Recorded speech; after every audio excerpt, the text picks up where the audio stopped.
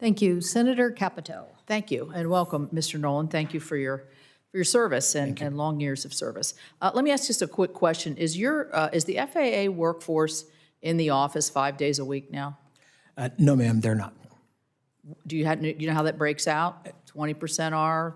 I don't have the numbers. I'm happy to follow up with you on that. But we've got folks who are in the office, and there's coverage every day. Let me qualify that. Our operational people are indeed in the office every day, or in the control rooms every day. Do you anticipate the rest of the workforce will come back every day? We are working through, I believe, across all of government to say, as we come out of the backside of the pandemic, to make sure that we've got that tempo. What I want to make sure for the American public is that what the work we do is accomplished no matter where the person is sitting. Understood. Yeah, I would hope everybody would eventually get back there. Yes, ma'am. As you know, and I think this was addressed, Senators Klobuchar and Moran and I have introduced the NOTAM Improvement Act, S66. I think you've addressed this, establishing a task force of experts to come up with recommendations to make the important pilot notification system better.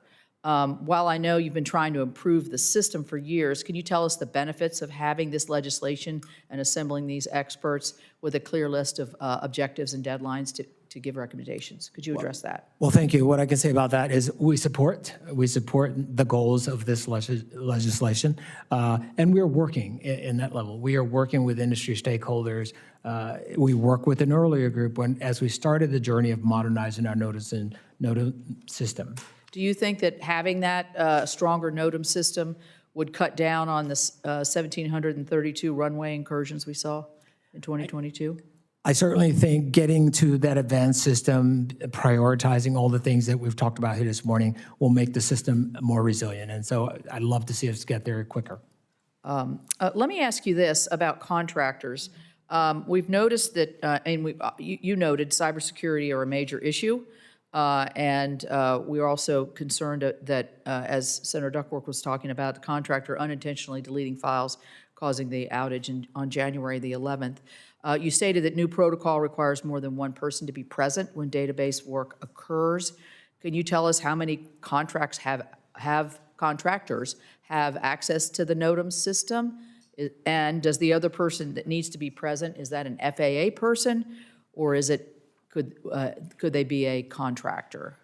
Yes, ma'am. So let me say, firstly, for the contractors that were directly involved in the unintentional deletion, they no longer have access to either FAA facilities or the NOTAM system. So we do have other contractors. I don't have the exact number in front of me, but happy to follow up there. And we also have a level of FAA oversight.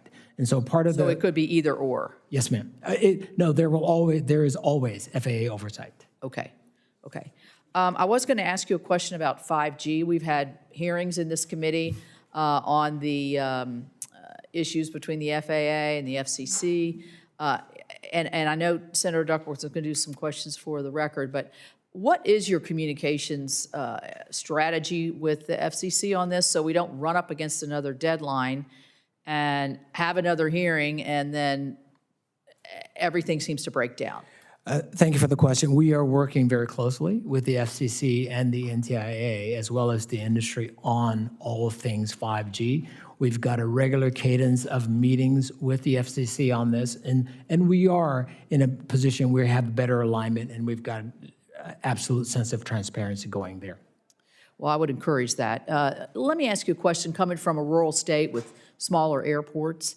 What would you say the biggest challenge moving forward the next 10 to 20 years is going to be for our smaller regional airports?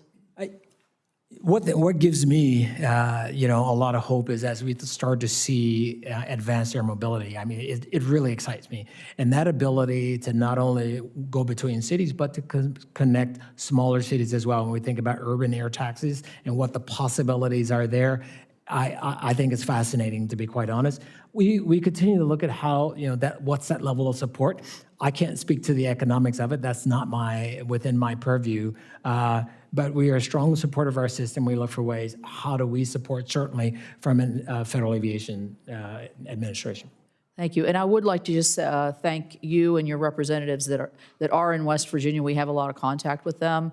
We have some You've probably flown into West Virginia. I have. It takes a little bit of skill, I think, and in some cases, a lot of skill. So they are very responsive to us and reply and help us in a short period of time. So please convey my appreciation for that. Yes, ma'am. Thank you for the feedback. We'll certainly pass it on. Thank you. Thank you.